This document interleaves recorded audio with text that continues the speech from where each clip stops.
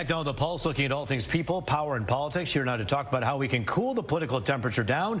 In Studio C, Republican Ethan Baker, the mayor of Troy, and live via Zoom, Karen Dumas of the No BS News Hour. We thank you both for joining us here tonight. I always mention this when Mayor Ethan Baker is on. It's a nonpartisan role as mayor of the city of Troy, but we have his perspective on, because you know what, Karen, for the same reason we have you on, you can have differing views and still not be disagreeable, much less hurt other people. And that's why we have the two of you on today. Karen, I'm going to begin with you. Your reaction to what you've been seeing. I know you spend a lot of time talking to people in the political and the business community in the world after the last few days.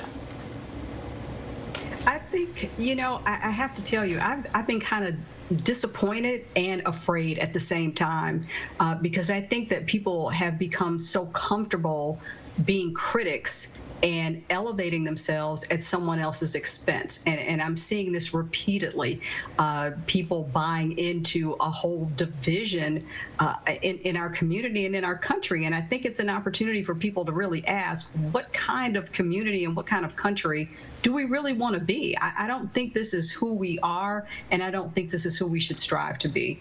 You know, I often say, Karen and Ethan, that, or Mayor Baker, that what we see on social media is not a reflection of the entire world. It is a world that literally is based on algorithms. When you fight with somebody and the engagement levels go up, that platform can make money on it, and it continues to encourage that conversation. In the meantime, someone's posting, which, by the way, it is Ethan's birthday. Happy birthday to Ethan. It gets high engagement because they know that, yeah, they know that birthdays get engagement and yelling gets engagement. And so what do we have at the end? We have a community that we think reflects real life and the real world when it doesn't. Mayor Baker, do you agree with that? Yeah, 100%, Roop. In fact, it's not just the algorithms, it's the people themselves. I've learned in this role as mayor and on city council before, people will say the weirdest and most awful things in comments online, but they come to your face and they're totally different people. So everything is skewed altogether, and I really worry about that. I mean, we've got to do a big job here to take down the temperature throughout Metro Detroit, throughout the state and the country, and it's dependent on leaders like us at the local level, I think, to really make that change. That's and Republicans, Democrats, and everybody in between have to have a common level of decency that they prescribe to, and that's really subscribe to. That's really important. Yeah. Hey, listen, Karen, I said this on the show the night of the shooting in which Charlie Kirk was killed in cold blood, simply voicing his opinion, whether you like it or not. And I said, anybody who condones this kind of a thing doesn't understand that this is an assault on every single American who has a viewpoint. Isn't that the scariest, perhaps, part of all of this, that someone can't stand up and say, this is what I believe, this is the point I want to debate, and they have to pay with their life? Well, and unfortunately, that's nothing new in this country. But if you really think about it, everything is set up for division. You've got political parties. I mean, you think about how you board a plane. The people in first class are separated from the people in, you know, in the general. Everything is about separatism. I don't think there's enough conversation about connectivity, about what we actually have in common. And I also think that, you know, as the mayor said a few minutes ago, it's all about elevating those people who are the loudest, the people who make the loudest criticism. And we do elevate people for being critics, and people have done that. I mean, they're trying to make a name for themselves. They've made careers at doing it, and we're suffering collectively as what should be a tactful society as a result. 10%, I think it was, one analyst said, 10% of the noise on Twitter at the time, 10% of the people on Twitter are causing 90% of the noise. And that sounds like the kind of echo chamber that I wouldn't want to be a part of. And so I guess the question becomes, you talk about engagement with society. Is social media, I know it's just you can't blame social media exclusively, but is it a tool that people are using to hide and to radicalize? Mayor Baker? Yeah, I do. I think there's benefits to social media about getting communicative messages out and how you can do things. But the reality is, yeah, people are using it for the wrong reasons. And of course, the owners of the companies are using it for the wrong reasons, which you've talked about plenty of times. They're there to make money. But it's creating these back channels, these secret societies that we're, as human beings, we tend to go with like minds, right? So we find our bubble, we find our groups that make sense to us. The factions that our founding fathers warned us about so many many years ago. We're living in that world. But it's so important for people to get outside those bubbles, get outside those factions, and hear from other people. Hear and see that, you know what, just because we disagree on something politically, we can get along and we can understand each other on a human level. And that is what is so desperately missing.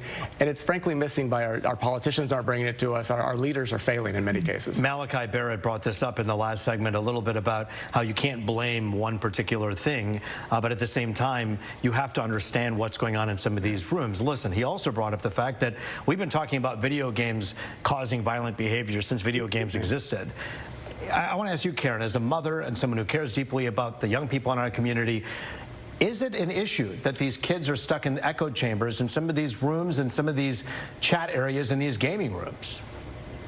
Well, I think that it's because of the lack of connectivity that we have with each other to our young people. Too many older people are afraid of young people. They have blamed music, they have blamed movies, they have blamed games. But I blame us as a community. We talk about kids are our future, but you have people our age that are afraid of young people. They don't reach out to them. They don't look them in the eye. They don't speak to them. And I also see kids in strollers that have, cell phones or smartphones or tablets. So we are pushing each other away, and we're allowing electronics and other people to raise and have influence on our young people, and sometimes that influence isn't necessarily positive. Mayor, I grew up in the city of Troy, and I know for a fact that that is one great diverse community.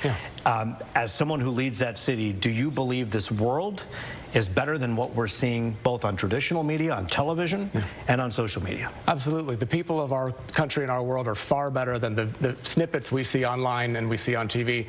And it's incumbent on all of us to pay attention to those people and to foster that relationship. It's about the parents and the community members that need to engage these young children. We've got to stop with the screens, and we've got to get these people out of their bubbles. Karen Dumas, we have about 20 seconds left. You always have a wise word when it comes to how we can frame things for us moving forward. How can we get better? I want people to not generalize. I want people to not associate a behavior or an opinion to one group of people simply because it comes from one person. And I also want people to be more comfortable and confident with themselves, because when people are comfortable with themselves, they tend to be more comfortable and tolerant and accepting of others. So when we talk about getting out of the bubble, we need to get out of the bubble. We need to deal with people one-on-one, give them the opportunity, see who they are, and be okay with someone who looks, lives, loves differently than you. The vast majority of the people in this country condemned the political violence and the shooting death of Charlie Kirk, and we certainly know that that's the truth, whether social media shows us that truth or not. Karen Dumas, great to see you. Mayor Ethan Baker, always great to see you, and a happy birthday from all of us here at The Pulse. Thank you. We're talking business after the break. The new jobs and economy report is out, and guess what? It's not good news. Business owner Mark Lee breaks it down for us, what we can do with that information. You're watching The Pulse on Fox 2.